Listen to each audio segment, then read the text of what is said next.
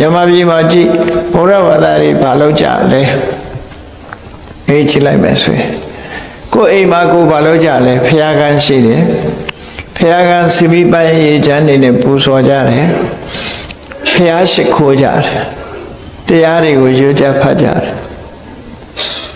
ဒါတွေမလုပ်ရဘူးလားဆိုမလုပ်ရဘူးမဟုတ်ဘူးနော်မလုပ်ရဘူးမဟုတ်ဘူးသို့တော့အဲ့ဒီအလုပ်တွေတဲ့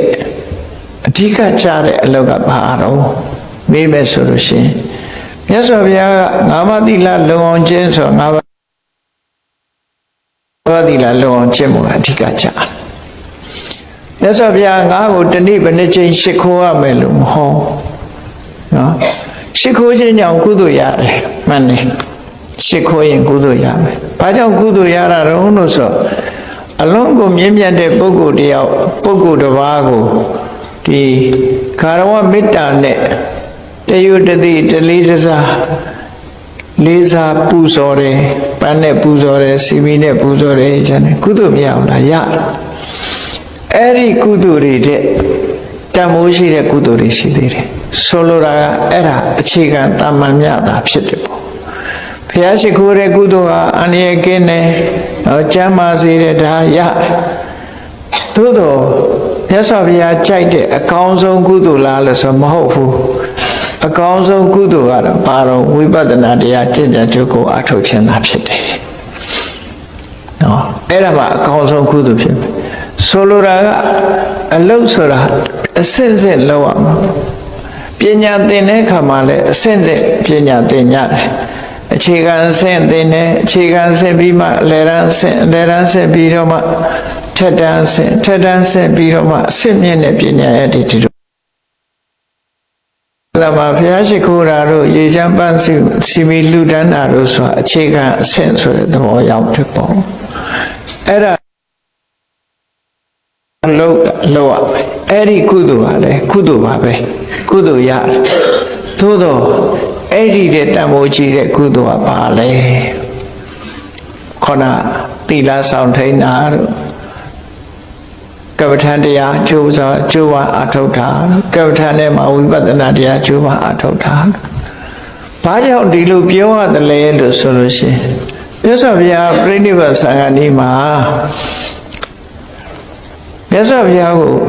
နောက်ဆုံးအနေနဲ့ကောင်းကင်ယံကနတ်တွေကလည်းဒုရိယာတွေတိမှုတ်ပြီးတော့ပူဇော်ကြတယ်ကောင်းကင်ယံကနတ်ပန်းတွေကျဲချပြီးတော့ပူဇော်ကြတယ်မြတ်စွာဘုရားပြိဋိဘမစံသေးဘူးညောင်ဆောင်ပေါ်မှာလဲလျောင်းနေတဲ့အချိန်လူတွေကလည်းပူဇော်ကြတယ်အားလုံးဟာမြတ်စွာဘုရားဒီနောက်ဆုံးအချိန်လျောင်းဆက်နေတဲ့အချိန်မှာပူဇော်နေကြတာ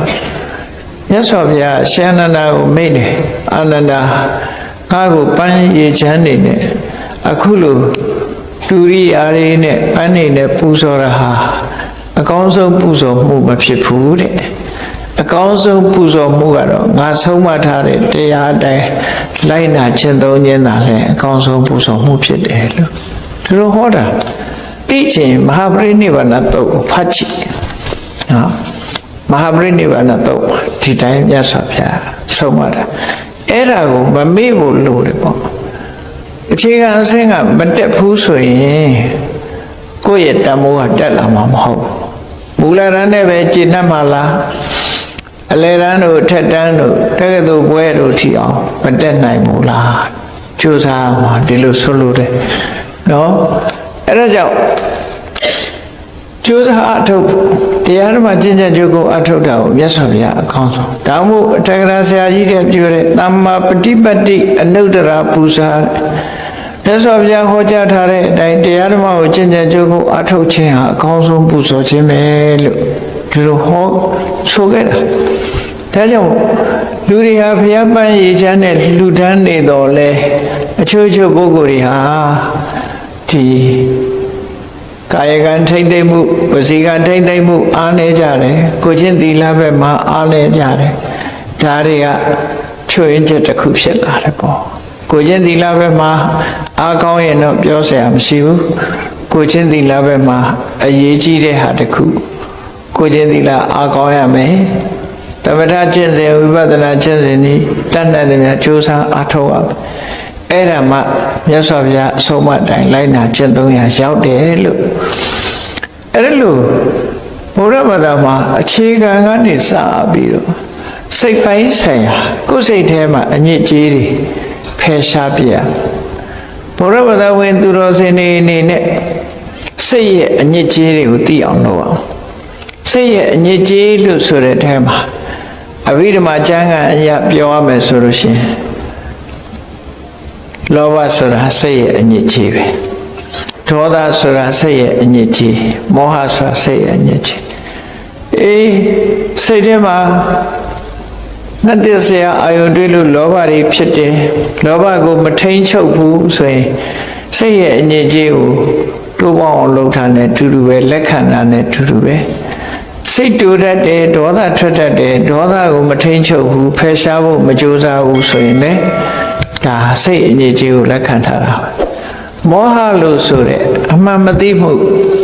လုံးတဲ့နာနဲ့မလုံးတဲ့နာခွဲခြားမသိမှုအမှန်တရားကိုခွဲခြားမသိမှုဆိုတဲ့မောဟရှိနေလို့ရှင်လေစိတ်ရဲ့အညစ်အကြေးတစ်ခုပဲထို့တူပဲအဟိရိကအနုတ္တပါတယ်အကုသိုလ်အလုံးလုံးဝမှာအကုသိုလ်အမှုကိုမယွန်းရှာဘူးမကြောက်လန့်ဘူးအဟိရိကမရှက်ဘူးအနုတ္တပမကြောက်လန့်ဘူးဆိုတဲ့စိတ်နေသဘောတရားလှုပ်ရဲတယ်နော်အကုသိုလ်ကိုလှုပ်ရဲတယ်မကြောက်ဘူးငါးပါးသီလကိုချိုးဖောက်ရဲတယ်မကြောက်ဘူးဆိုလို့ရှိရင်ဒါတွေလည်းစိတ်ရဲ့အညစ်အကြေးတစ်ခုပဲနောက်တစ်ခါကိုယ့်ကိုထင်ရောက်နေတဲ့မာနကိုယ့်ကိုထင်ရောက်နေတဲ့မာနလည်းအကုသိုလ်တစ်ခုပဲဒိဋ္ဌိဆိုတဲ့မှန်ကန်တဲ့ကိုယ်တဏ္ဍာမှာဒီခန္ဓာကိုယ်ထဲမှာထာဝရမြဲတဲ့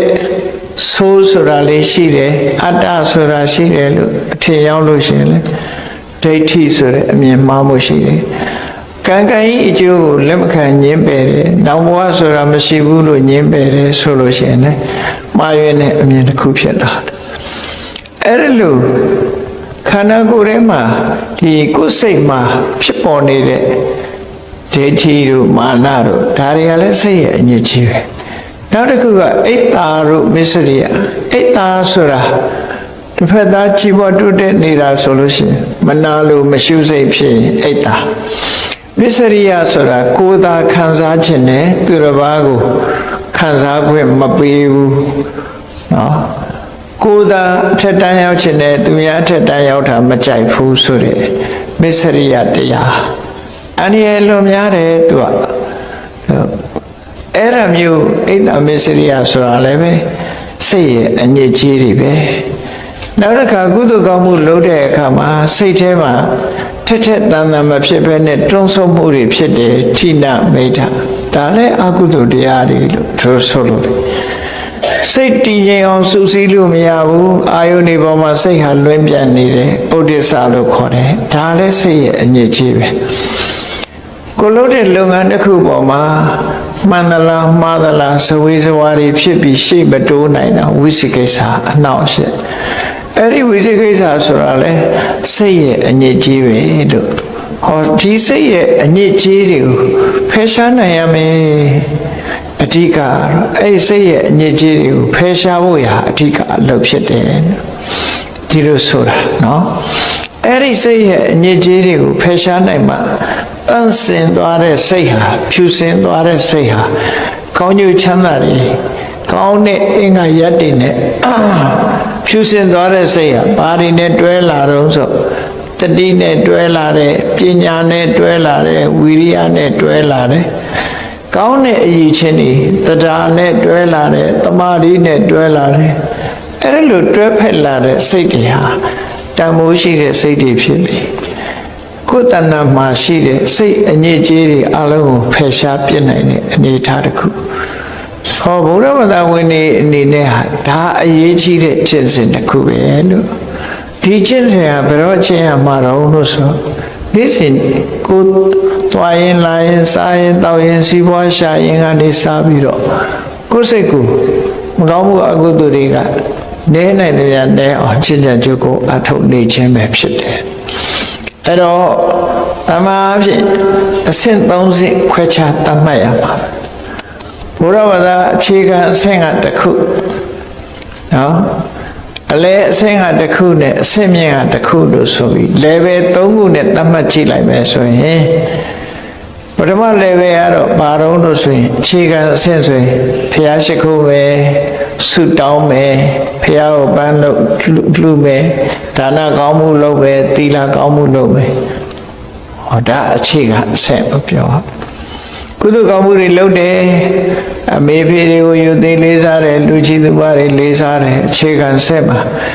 စိတ်ကောင်းနှလုံးကောင်းထားတယ်ဟောအဲ့ဒီတဲ့အစစ်မြင့်လိုက်ပြီဆိုတဲ့အခါကြလို့ရှိရင်တော့ဒါတော့တင်မကျေနပ်တော့ပဲနဲ့တပ္ပထချင်းစဉ်တစ်ခုကိုကျင့်တယ်စိတ်တည်ငြိမ်အောင်တမာတိအကျင့်တွေကိုကျင့်တယ်